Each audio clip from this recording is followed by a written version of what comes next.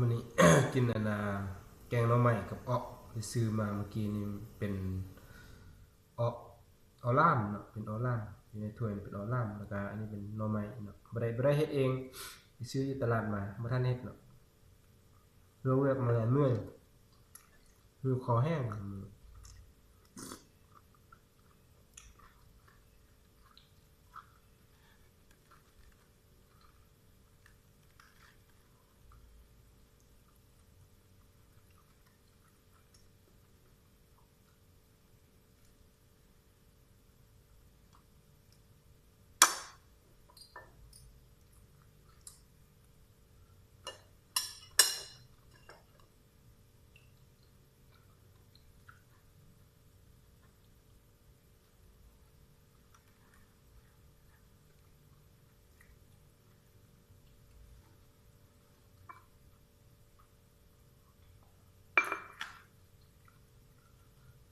ซึ่งที่คาดบ่ได้เนาะ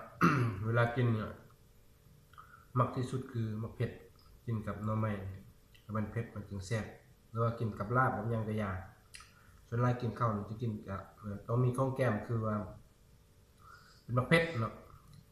เดี๋ยวมักกินเผ็ด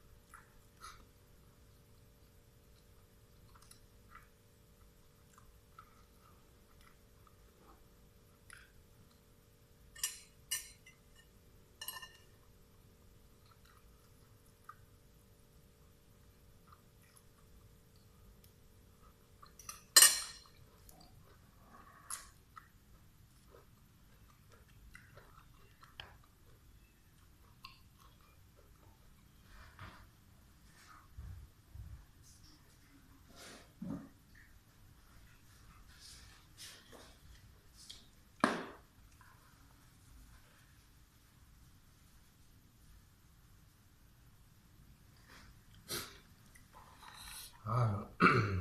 ใส่มักเผ็ดกับไปเผ็ดเปรี้ยงอะ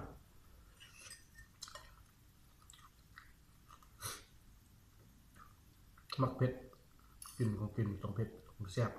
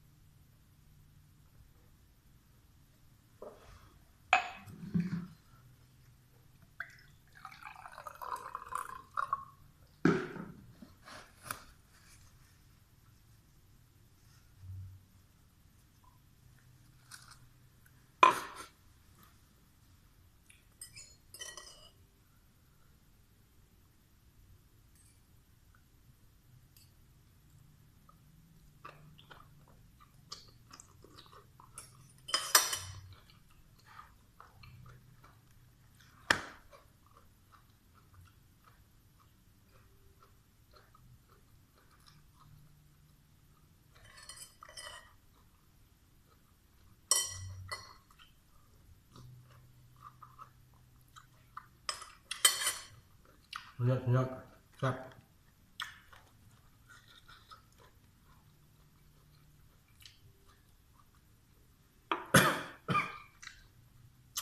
ไอ